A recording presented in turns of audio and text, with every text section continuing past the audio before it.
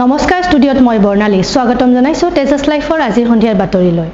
কেন্দ্ৰীয় চৰকাৰৰ বাবে অসমৰ সম্পদসমূহ ৰাষ্ট্ৰীয় সম্পদ, কিন্তু বান সমস্যাক ৰাষ্ট্ৰীয় সম্পদ হিচাপে ঘোষণা নকৰাৰ কাৰণ কি?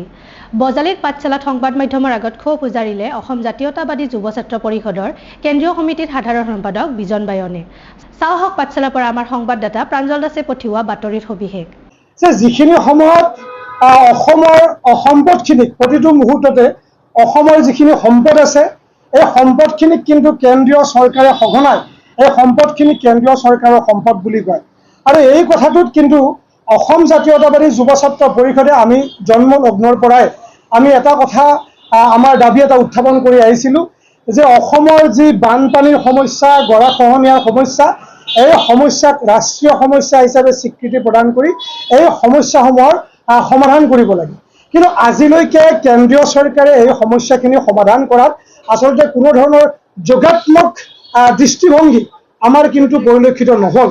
আৰু শেহতীয়াভাৱে যদি আমি চাওঁ যে বিগত হৈ যোৱা নিৰ্বাচনতো কেন্দ্ৰীয় চৰকাৰৰ বৰমূৰীয়াসকলে সঘনাই অসমলৈ আহিছে আৰু অসমলৈ আহি এনেকুৱা এটা পৰিৱেশ সৃষ্টি কৰে যে অসমৰ প্ৰতিজন মানুহৰ প্ৰতি যেন তেওঁলোকে দায়িত্বশীল, প্ৰতিটো অঞ্চল অসমৰ প্ৰতিখন জিলাৰ প্ৰতিগৰাকী মানুহৰ সুখ দুখৰ যেন তেওঁলোক সমভাগী। কিন্তু শেহতীয়াভাৱে হোৱা বানপানী, বান পৰিৱেশ, বান পৰিস্থিতি আৰু বানত সৰ্বশ্ৰান্ত লোকসকলৰ সময়ত এই সময়খিনিত কিন্তু আজিলৈকে কেন্দ্ৰীয় চৰকাৰৰ মাননীয় প্ৰধানমন্ত্ৰীয়ে হওক, গৃহমন্ত্ৰীয়ে হওক, আজিলৈকে কোনো ধৰণৰ এটা সামাজিক মাধ্যম হওক, ইলেক্ট্ৰনিক মাধ্যমতে হওক, কোনো ধৰণৰ অসমৰ জনসাধাৰণৰ হকে এটা শব্দও কোৱা কিন্তু আমাৰ দৃষ্টিগোচৰ নহ'ল, যিটো অসমৰ জনসাধাৰণৰ কাৰণে সঁচাকৈয়ে দুৰ্ভাগ্যজনক কথা। সেই সামগ্ৰিক বিষয়খিনি লক্ষ্য ৰাখি আমি অসম জাতীয়তাবাদী যুৱ ছাত্ৰ পৰিষদৰ আজি প্ৰতিখন জিলা সমিতিয়ে প্ৰতি সংশ্লিষ্ট জিলা আয়ুক্তৰ জৰিয়তে অসমৰ মাননীয় মুখ্যমন্ত্ৰী মহোদয়লৈকে আমি স্মাৰক পত্ৰ প্ৰেৰণ কৰিছোঁ। আৰু এই স্মাৰক পত্ৰত আমি 5টা মূল বিষয় দাবী হিচাপে উত্থাপন কৰিছোঁ আৰু আশা ৰাখিছোঁ যে মাননীয় মুখ্যমন্ত্ৰী মহোদয়ে অসম জাতীয়তাবাদী যুৱ ছাত্ৰ পৰিষদৰ এই দাবীসমূহৰ ক্ষেত্ৰত যোগাত্মক সঁহাৰি দিব বুলি আমি আশা ৰাখিছোঁ।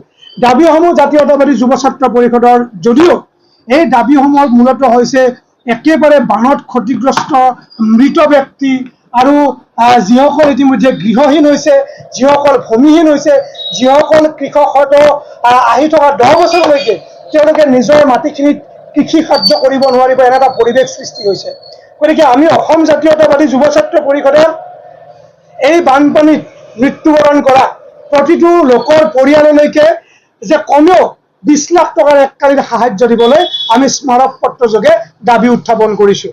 2 নম্বৰ দাবী যে বানত ক্ষতিগ্ৰস্ত প্ৰতিটো পৰিয়াল বিভিন্ন ধৰণে ক্ষতিগ্ৰস্ত হৈছে, যে কাৰোবাৰ হয়তো থকা ঘৰটো একেবাৰে বানত শেষ হৈ গৈছে, কাৰোবাৰ হয়তো ব্যৱসায়িক প্ৰতিষ্ঠানটো শেষ হৈছে, কাৰোবাৰ হয়তো যি কৃষি কৰ্মৰ জৰিয়তে পৰিয়ালটো পোহপাল দিয়া হৈছিলে এই কৃষি পথাৰখনো একেবাৰে নিশেষ হৈছে।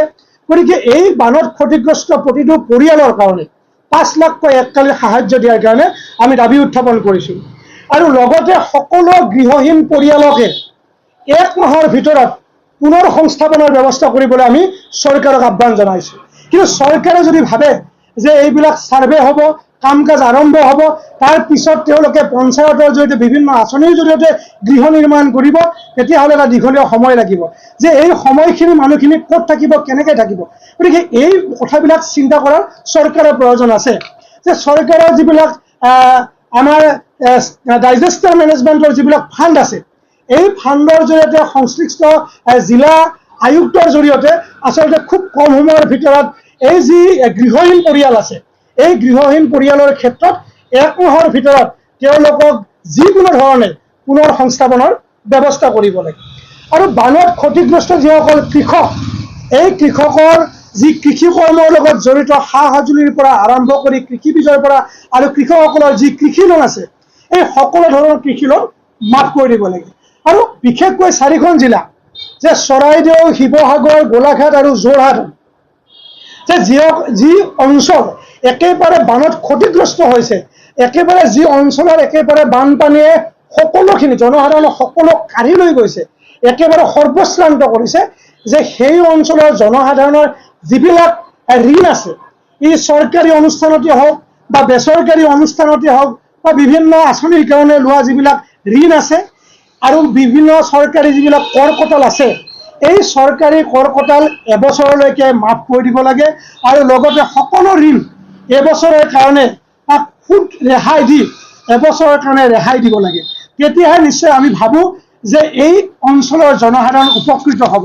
আৰু আমি লক্ষ্য ৰাখিছোঁ যে আচলতে এই যি অঞ্চল, এই অঞ্চলত যিসকল ছাত্ৰ ছাত্ৰী অধ্যয়নৰত ছাত্ৰ ছাত্ৰী আছিল, মেধাসম্পন্ন ছাত্ৰ ছাত্ৰী আছিল, আমি বিভিন্ন সামাজিক মাধ্যম, ইলেক্ট্ৰনিক মাধ্যম, লগতে আমি সেই অঞ্চললৈ যেতিয়া জাতীয়তাবাদী যুৱ ছাত্ৰ পৰিষদৰ প্ৰতিটো মুহূৰ্ততে প্ৰতিটো দল গৈছিল, তাত আমি দেখিবলৈ পাইছিলোঁ যে বহুত ছাত্ৰ ছাত্ৰীৰ কিতাপ পত্ৰ সা সামগ্ৰী, তেওঁলোকৰ পৰীক্ষাৰ যি মাৰ্কশ্বিট, এডমিট সকলোখিনি কিন্তু পানীত একেবাৰে উটি ভাহি গৈছিল।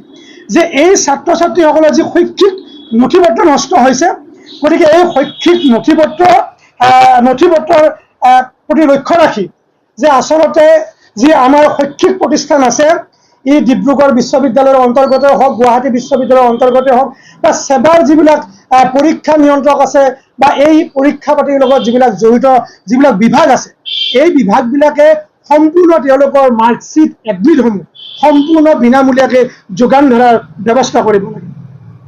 আৰু বানপীড়িত অঞ্চলৰ সকলো ছাত্ৰ ছাত্ৰীৰ যি বৰ্তমানৰ পাঠ্যক্ৰম, যি ষান্মাসিকৰ যি খৰচ, আচলতে ছেমিষ্টাৰত যি টকা পইচা দিব লাগে, এই ছেমিষ্টাৰত দিব লগা টকা পইচাখিনি আমি অসম জাতীয়তাবাদী যুৱ ছাত্ৰ পৰিষদে চৰকাৰৰ ওচৰত দাবী উত্থাপন কৰিছোঁ যে তেখেতসকলক শৈক্ষিক দিশটোক আগবঢ়াই নিয়াৰ ক্ষেত্ৰত বা ছাত্ৰ ছাত্ৰীসকলৰ ভৱিষ্যত সুৰক্ষিত কৰাৰ স্বাৰ্থত, যিহেতু তেওঁলোক একেবাৰে জুৰুলা হৈছে, আৰ্থিকভাৱে জুৰুলা হৈছে, তেওঁলোকে মানসিকভাৱেও জুৰুলা হৈছে, গতিকে গোটেই বিষয়খিনি চাই যে তেওঁলোকৰ শৈক্ষিক ক্ষেত্ৰত যিবিলাক প্ৰয়োজনীয় সামগ্ৰী আছে, ই পাঠ্যপুথি, ই মাৰ্কশ্বিট, এডমিটৰ পৰা আৰম্ভ কৰি যিবিলাক ষান্মাসিকত বা ছেমিষ্টাৰ ছিষ্টেমত দিবলগীয়া, পৰীক্ষাৰ ক্ষেত্ৰত দিবলগীয়া যিবিলাক ফিজ, এই সকলো ফিজ মাচুল কৰি দিব, সকলো ফিজ ৰেহাই কৰি দিব লাগে বুলি আমি চৰকাৰক অনুৰোধ জনাইছোঁ।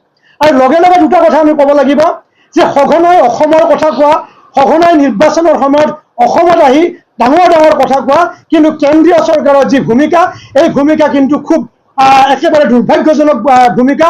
আমি অসম জাতীয়তাবাদী যুৱ ছাত্ৰ পৰিষদে স্পষ্টভাৱে কৈছোঁ যে অসমৰ কেৱল সম্পদৰ ওপৰত চকু দিয়া এই কেন্দ্ৰীয় চৰকাৰখনে কিন্তু আজি অসমৰ এই একেবাৰে অসমখন শেষ কৰি দিয়া 10 বছৰ 15 বছৰলৈকে অসমক পিছুৱাই লৈ যোৱা যি বানপানীৰ যি সমস্যা, এই সমস্যাটোৰ ক্ষেত্ৰত কিন্তু আজিও তেওঁলোকে মৌন ব্ৰত পালন কৰিছে, যিটো জাতিটোৰ কাৰণে দুৰ্ভাগ্যজনক, যিটো সমাজখনৰ কাৰণে দুৰ্ভাগ্যজনক। গতিকে কেন্দ্ৰীয় চৰকাৰে কেৱল নিৰ্বাচনৰ সময়ত অসমখনক আঁকোৱালি লোৱা আৰু বিপদৰ সময়ত অসমখনক এৰি দিয়া, এই যিটো মনোবৃত্তি, এই মনোবৃত্তি যদি পৰিহাৰ নকৰে, অসম জাতীয়তাবাদী যুৱ ছাত্ৰ পৰিষদে আহি থকা সময়ত এই কেন্দ্ৰীয় চৰকাৰৰ যিবিলাক নীতি, এই নীতিৰ বিৰুদ্ধতা কৰিবলৈ কিন্তু বাধ্য হ'ব। দ্বিতীয় কথা হ'ল যে বিভিন্ন সময়ত যে শিৱসাগৰ, চৰাইদেউত যেতিয়া বান আৰম্ভ হৈছিল, তাত কিন্তু বিভিন্ন ধৰণৰ কথা কোৱা হৈছিল যে ডাৱৰ বিস্ফোৰণ হৈছে, যে মাননীয় মুখ্যমন্ত্ৰী মহোদয়ে কৈছিল যে এইটো এটা তদন্ত কৰিব লাগিব যে ডাৱৰ বিস্ফোৰণ হৈছে নে অন্য কিবা হৈছে। তাৰ পৰৱৰ্তী পৰ্যায়ত অখিল গগৈ ডাঙৰে এটা কথা ক'লে যে এই নদী বান্ধৰ এৰি দিয়া পানীয়ে আচলতে এই সমগ্ৰ অঞ্চলটোক এই মৃত্যু বিভীষিকাৰ সৃষ্টি কৰিছে। ইয়াৰ কিন্তু প্ৰকৃত কাৰণ আজিলৈকে চৰকাৰীভাৱে কিন্তু ঘোষণা নকৰে যে কি কাৰণত শিৱসাগৰ, চৰাইদেউ অঞ্চলত বানপানী হৈছে।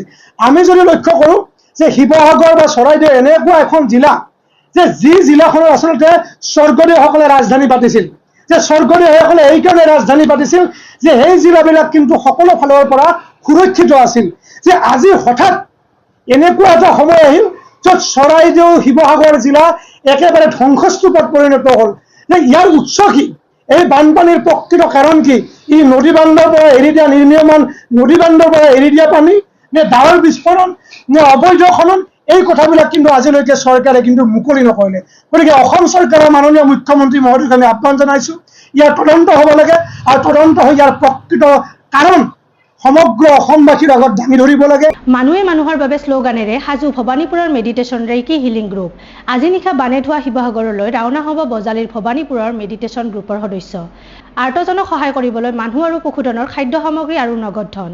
ভবানীপুৰৰ বিভিন্ন দল সংগঠন আৰু যুৱ সমাজৰ সহযোগত ৰেইকি গ্ৰুপটোৱে আৰ্তজনক সহায়ৰ হাত আগবঢ়াবলৈ সাজু হৈছে। চাওঁ আহক ভবানীপুৰৰ পৰা আমাৰ কণ্টেণ্ট এডিটৰ সঞ্জীৱ দাসৰ এই প্ৰতিবেদন।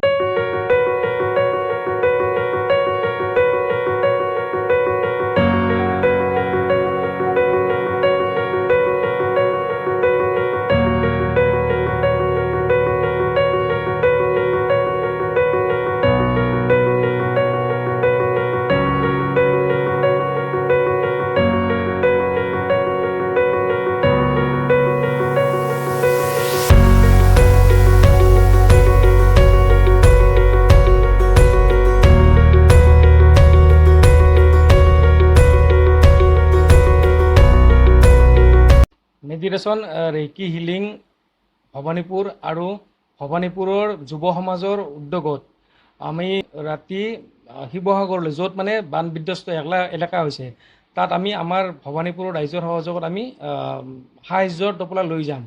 আৰু এইখিনি নিয়তে আমাক ভবানীপুৰৰ ৰাইজে বহুতখিনি আমাক সহায় কৰিছে। প্ৰথম অৱস্থাত আমাৰ পৰিকল্পনাটো আছিলে আমাৰ মেডিটেশ্যন গ্ৰুপৰ জৰিয়তে আমাৰ যিখিনি মানে সামৰ্থ্য আছিল মানে ভাবিছিলোঁ সেই সামৰ্থ্যখিনি অনুযায়ী আমি নিয়াৰ এটা পৰিকল্পনা কৰিছিলোঁ। কিন্তু মই মোৰ কেইজনমান বন্ধুক আমি কৈ দিলোঁ। কোৱাৰ পিছত তেওঁলোকৰ মানে যিখিনি ৰাইজ আছে ৰাইজক বহুতখিনি ক'লে আৰু কোৱাৰ পিছত ৰাইজে বহুতখিনি সহায় কৰিলে। আৰু সহায় কৰাৰ বিনিময়ত আমি যিখিনি ধৰক আমি প্ৰথমতে ভাবিছিলোঁ যে 100জন বা 100টা পৰিয়াললৈকে আমি 100টা টোপোলা নিম। কিন্তু ভবানীপুৰ ৰাইজে এটা দিনতে ইমানখিনি সহায় কৰিছে যে আমি 100 মানে ঠাইত আমি 200টাৰ মানে টোপোলা এটা নিয়াৰ কাৰণে পৰিকল্পনা মানে কৰা হ'ল। আৰু এতিয়া আমি বস্তুখিনি অনা হ'ল, আনি পেলাই অলপ পিছত আমি পেকিং কৰি পেলাই আমি লৈ যাম। আৰু ভবানীপুৰ ৰাইজে আমাক মোটামুটি 26,000 কেছ পইচা আমাক তেওঁলোকৰ ফালৰ পৰা আমাক তুলিছে। আৰু আমি গোটেইখিনি টকা আমি লৈ মানে যিখিনি পাৰোঁ আমাৰ সামৰ্থ্য অনুযায়ী গোটেইখিনি পইচাৰ আমি সৎ কামত ব্যৱহাৰ কৰি আমি টোপোলাবিলাক লৈ যাম। আমি চাউল, দাইল, মিঠাতেল, চেনিটাৰী নেপকিন, মহ খেদা ধূপ, পেণ্টি, তাৰপিছত আণ্ডাৰৱেৰ যিখিনি থাকে আৰু বিস্কিট, এনেকৈ আমাৰ যিখিনি ন্যূনতম আমাৰ প্ৰয়োজনীয় বস্তু থাকে এখন ঘৰ চলাবলৈ কাৰণে সেই গোটেইখিনি বস্তু লৈ যাওঁ। আৰু তাৰপিছতো যদি আমাৰ পইচা যদি অকণমান হ'লে ৰৈ যায় সেই পইচাৰে আমি 100 টকাকৈ হ'লে যদি যিখিনি পাৰোঁ সেই পৰিয়ালখিনিক আমি দিয়াৰ এটা মানস কৰিছোঁ। আমি বানপীড়িত ৰাইজৰ কাৰণে ভবানীপুৰৰ পৰা যিখিনি আমি সাহায্য দিব পাৰোঁ সেইখিনি দিয়াৰ এটা চেষ্টা চলাইছিলোঁ। দেখিছোঁ যে বিশেষভাৱে ভবানীপুৰৰ ৰাইজৰ বহুতখিনি সঁহাৰি আছে। সৰু সৰু দোকান পাহাৰকে ধৰি বিশিষ্ট মানুহেও এই মানে আমাৰ কাৰ্যসূচীত অংশগ্ৰহণ কৰিছে। তেওঁলোকৰ যিখিনি পাৰে সেইখিনি টকা দি সহায় কৰিছে, যাৰ ফলত আজি আমি ভবানীপুৰৰ পৰা মেডিটেশ্যন গ্ৰুপৰ লগত ভবানীপুৰৰ ৰাইজৰ যিখিনি ধন উঠিছে সেই ধনখিনিৰে এটা ভাল অনুদান দিবলৈ আমি আগবাঢ়িছোঁ। আৰু 200জন মানুহক প্ৰায় এই অনুদানটো বিতৰণ কৰা হ'ব। এই বিতৰণত আৰু ৰাইজে যদি ভাবে যে তেওঁলোকে আৰু অনুদান দিব বিচাৰে তেওঁলোকে তেতিয়া আমালৈ দিব পাৰে। আমি আমাৰ যিসকল সতীৰ্থ হয় তালৈকে যাব, তাত আমি অনলাইন যোগে সিহঁতক দিয়াৰ এটা ব্যৱস্থাও কৰিম। ঘিলামৰাত লোমহৰ্ষক হত্যাকাণ্ড। নিচান হাজৰিকাৰ আক্ৰমণত প্ৰাণ গ'ল চন্দ্ৰ গগৈ। ঘিলামৰা শনিবৰীয়া সাপ্তাহিক বজাৰৰ সমীপত আক্ৰমণ কৰিছিল নিচান হাজৰিকাই। আক্ৰমণত ঘিলামৰাৰ বালিয়নী গাঁৱৰ চন্দ্ৰ গগৈৰ মৃত্যু। অভিযুক্ত নিচান হাজৰিকাক আৰক্ষীৰ দ্বাৰা কৰায়ত্ব। চাওঁ আহক ঢকুৱাখানাৰ পৰা আমাৰ সাংবাদিক জিন্তু কোচে পঠিওৱা এই প্ৰতিবেদন।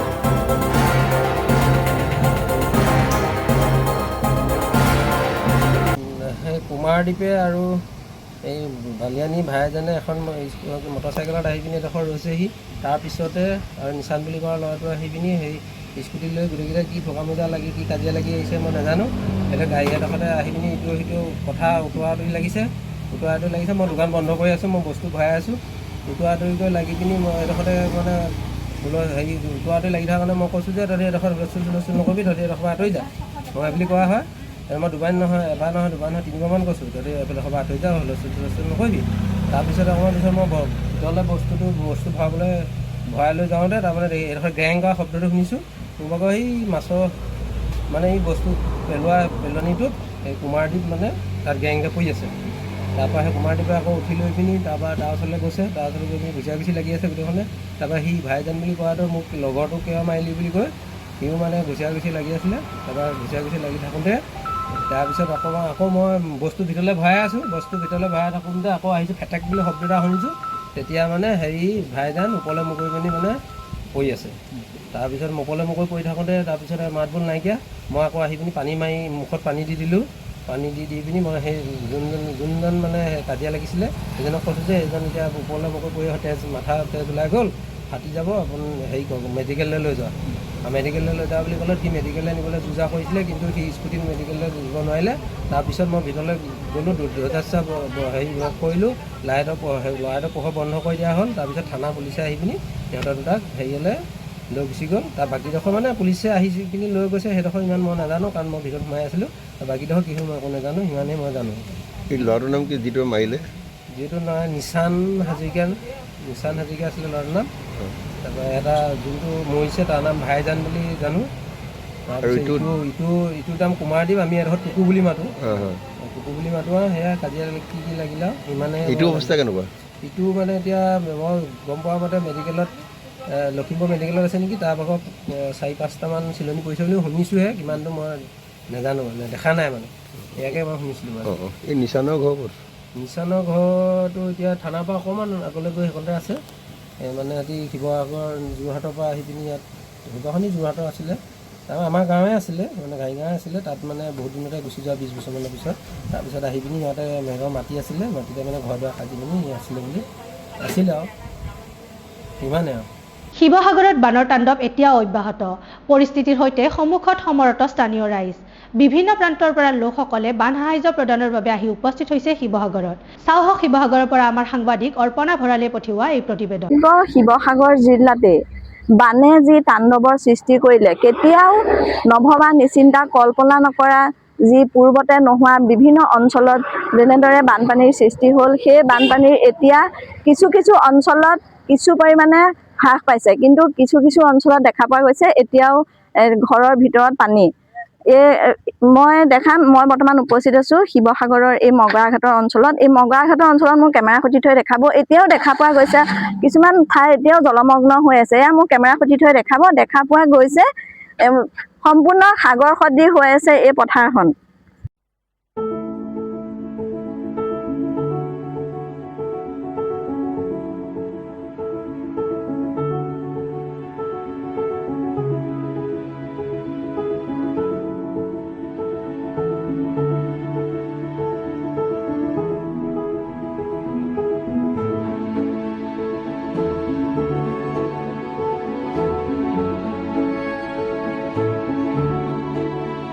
আলিচিগাৰ বাসিন্দা। ইয়াৰ মানুহখিনি আমি বিভিন্ন সংগঠনৰ পৰা যথেষ্ট সহায় পাইছোঁ। বিভিন্ন লগতে আমি মেডিচিন কিটো, ফেনাইল আৰু ব্লিচিঙো অলপ পাইছোঁ। কিন্তু মানুহখিনি প্ৰব্লেমটো হৈছে কি, সৰহ সংখ্যকৰ খজুৱতি হৈছে। পাৰিলে এই খজুৱতিৰ যদি কিবা ঔষধ দিয়ে তেতিয়া আমি বেছি উপকৃত হ'ম বুলি আশা ৰাখিছোঁ। নলবাৰী জিলাৰ টিহু মাখিবাহাৰ বিশিষ্ট সমাজকৰ্মী হৰিশ চন্দ্ৰ ভট্টাচাৰ্যৰ শ্ৰদ্ধাঞ্জলি অনুষ্ঠান। মাখিবাহা গ্ৰামোন্নয়ন সমিতিৰ প্ৰাক্তন সভাপতি, সমাজ সংগঠক তথা আদৰ্শ কৃষক আছিল হৰিশ চন্দ্ৰ ভট্টাচাৰ্য। আজি আদ্য শ্ৰাদ্ধৰ দিনটোত বিশেষভাৱে স্মৰণ কৰা হয় ভট্টাচাৰ্যক। চাওহক বৰখেতিৰ পৰা আমাৰ সাংবাদিক ধনজিৎ বৈশ্যই পঠিওৱা এই প্ৰতিবেদন।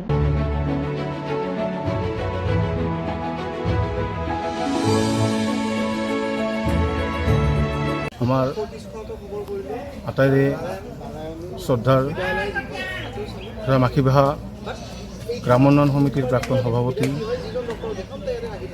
লগতে বৃহত্তৰ টিহু অঞ্চলৰ বিশিষ্ট সমাজকৰ্মী, সমাজ সংগঠক শ্ৰদ্ধাৰ হৰিশ চন্দ্ৰ ভট্টাচাৰ্য ডাঙৰীয়াৰ 18 তাৰিখে পৰলোকপ্ৰাপ্তি ঘটে। আৰু তেখেতক আমি ডেকাপাৰা চুবুৰী পৰিচালনা সমিতি, ডেকাপাৰা দৌল মহোৎসৱ পৰিচালনা সমিতি আৰু মহিলা সমাজৰ তৰফৰ পৰা ৰাজহুৱা শ্ৰদ্ধাঞ্জলি দিয়াৰ বাবে আজি এই পবিত্ৰ আদ্য শ্ৰাদ্ধৰ দিনটোত আমি ঠিক কৰিছিলোঁ। আৰু সেইমৰ্মে আমি এই ৰাজহুৱা শ্ৰদ্ধাঞ্জলি অনুষ্ঠান আৰু স্মৃতিচাৰণ সভা আমি আয়োজন কৰিছোঁ। তাত মাখিবাহা অঞ্চলৰ প্ৰায় ভালেকেইটা অনুষ্ঠানৰ সভাপতি, সম্পাদককে ধৰি পৰিয়াল, আত্মীয় কুটুম্ব, ডেকাপাৰা চুবুৰীৰ বিষয়ববীয়া সমিতিয়ে সকলোবিলাক দল সংগঠন উপস্থিত থাকে আৰু সদশেষত তেখেতৰ আত্মা চিৰশান্তি কামনা কৰি আমি এই অনুষ্ঠানৰ ইমানতে সামৰণি মাৰিছোঁ।